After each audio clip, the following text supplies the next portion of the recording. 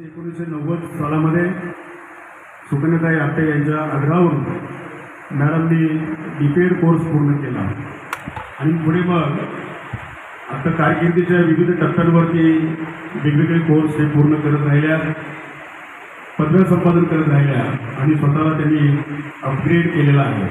इयत्ता 5वी ते 7वीच्या वर्गांना त्यांनी शारीरिक शिक्षणासह मराठी, हिंदी, इंग्रजी, समाजशास्त्र या विषयांचे अतिशय सुंदर अशा प्रकारचं अध्यापन त्यांनी केलेलं आहे.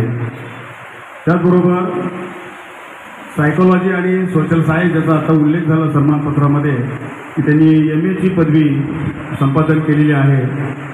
1989 ते 2017 सलग 29 वर्ष मॅडम ज्ञानेश्वर विद्यालयामध्ये त्यांची सेवा झालेली आहे. परंतु नंतर 2017 विद्यार्थी संख्या कमी झाल्यामुळे ते अतिरिक्त ठरले आणि आत्ताच्या संस्थेचे पदाधिकारी यांनी जे मानपत्र वाचलं त्या शाळेमध्ये कीर्ती रात्र शाळेमध्ये त्यांचे त्या ठिकाणी तात्पुरतं समायोजन झालं 5 वर्षांसाठी आणि तिथे त्यांनी प्रभारी मुख्याध्यापिका म्हणून कार्यभार सांभाळला आणि आपल्या कामातून त्यांनी ठसा उमटवलेला आहे. तो कसा ठसा उमटवला आहे हे आपण सर्वांनी आत्ताच ऐकलेलं आहे.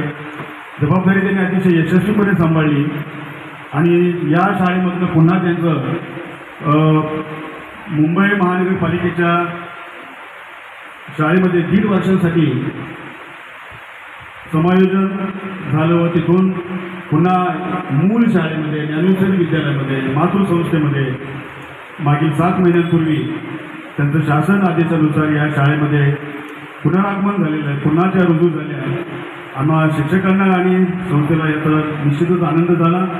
अशा प्रकारे त्यांनी एकूण 36 वर्ष या शाळेमध्ये एकंदरीतच त्यांची सेवा झालेली आहे आणि इथेच ज्या शाळेमध्ये रुजू झाल्या त्या शाळेमधून त्या 30 जून रोजी सेवानिवृत्त होत आहेत आणि त्यांना आपण शुभेच्छा देण्यासाठी या ठिकाणी उपस्थित राहिलो आहोत.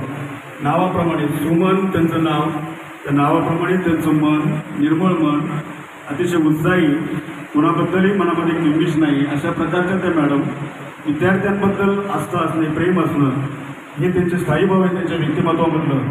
अनेकदा नाव आणि व्यक्तिमत्व याच्यामध्ये फारकत असते, विसंगती असते. फार कमी लोक आपल्या नावाप्रमाणे त्यांचं आचरण असतं आणि मला वाटतं सुमन डोंगरे मॅडम ह्या अशापैकी एक आहेत.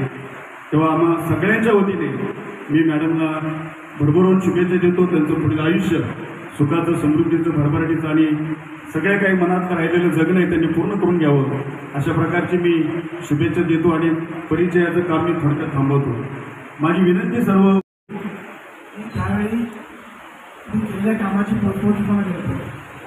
आज म्हणजेच 30 जून रोजी मॅडम सेवानिवृत्त आहे.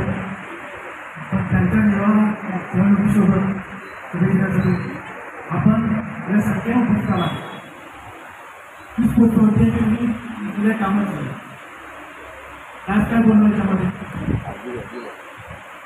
कारण तुम्ही 36 वर्ष काम केला, त्यापैकी जवळपास 30 वर्ष संस्थे येतात. आणखी माऊलींची शुभेच्छा म्हणा, आशीर्वाद म्हणा की तुम्ही संस्थेतून बाहेर जाऊन पुन्हा तुम्हाला यायची संधी द्या. ते पुण्य करून तुमच्या सोबत होतं म्हणून तुम्ही पुन्हा आम्हाला आनंद वाटतो. संस्थेचा निवृत्त होत आहे 5-7 महिने आमच्या वेळेमध्ये आला होता. जास्त वेळ बोलत नाही, खूप वेळ झालेला आहेच. मॅडम ज्ञानेश्वर माऊली आपलेबाईंचा आशीर्वाद तुमच्या पाठीशी राहील. आमच्या सर्वांच्या शुभेच्छा तुमच्यासोबत राहतील.